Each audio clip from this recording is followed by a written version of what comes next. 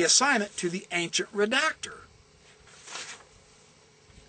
We've pointed out in general the processes of Semitic adaptation of Egyptian texts and iconography, with the Testament of Abraham, the Osiris-Abel connection, and with the Osiris-Abraham connection in the Luke story of the bosom of Abraham.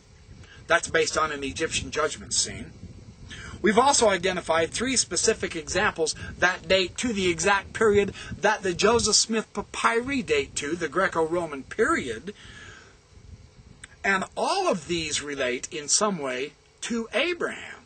So we know Jews were adapting the Egyptian materials and putting it together with the patriarch. So we have very interesting, under traditional theories, this evidence is of limited relevance, since it almost dates 2 millennia after Abraham. However, under the Semitic adaptation theory, this evidence now comes from the right time period to say something meaningful about the ancient production of the Book of Abraham and its facsimiles.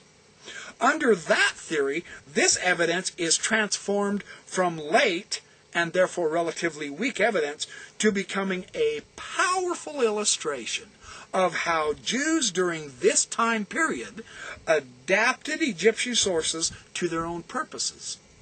The adaptation of an Egyptian psychostasy vignette from chapter 125 of the Book of the Dead in the judgment scene of the Testament of Abraham, the adaptation of the Egyptian original underlying the demotic story of Setna in a Jewish popular version, which replaces Osiris with Abraham, and the adaptation of a hypocephalus in the Apocalypse of Abraham, these provide a stunning glimpse of how a Jewish redactor living and working in the same era may actually have adapted Egyptian vignettes from a Book of Breathings and adapted a hypocephalus as illustrations of the Book of Abraham, which had come into his hands, and so he was supposed to take care of this text.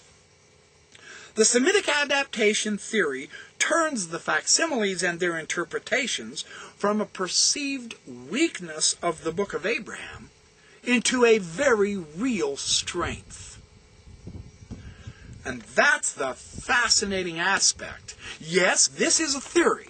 I agree, it's a theory. Is it a desperation move of a Mormon apologist? Because obviously the papyri have proven Joseph Smith a false prophet and the Book of Abraham a complete phony production. No, not at all. We actually have the evidence historically. We know philosophically the Jews felt no compunction whatsoever in bringing other sources from their neighbors into their own scriptures. We know they did that. We have the book of Proverbs and Psalms to demonstrate that. We have the actual historical proof, as it were, that they did bring in other sources.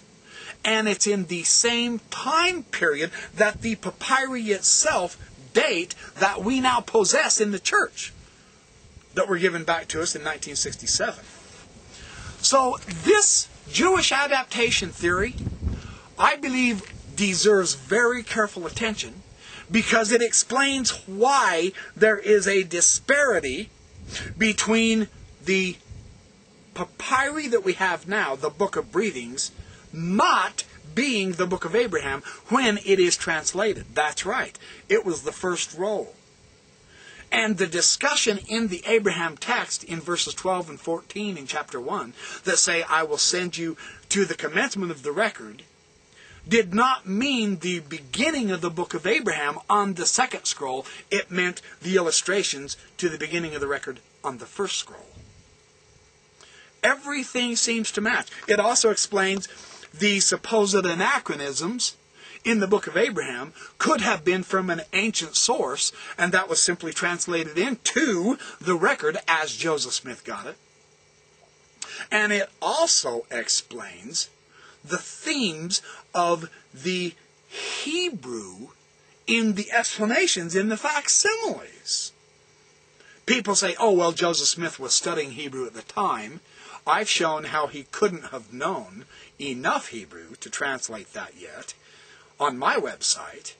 But it wouldn't matter ultimately, because if the Semitic context, if the explanations are from a Semitic context because of the redactor, then it matches perfectly.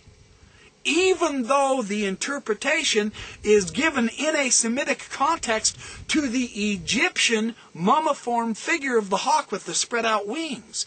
That doesn't matter, because the ancient Semite adapted that Egyptian picture to mean something for his culture, a Jewish culture. And it matches that Jewish theme of the cosmology. I'll tell you what, Kevin Barney's article is one of the most significant articles I have seen in years on the Book of Abraham and the relationship with the facsimiles and the relationship with the papyri. If you can get online and get that source, you would be doing yourself a huge favor. It's awesome.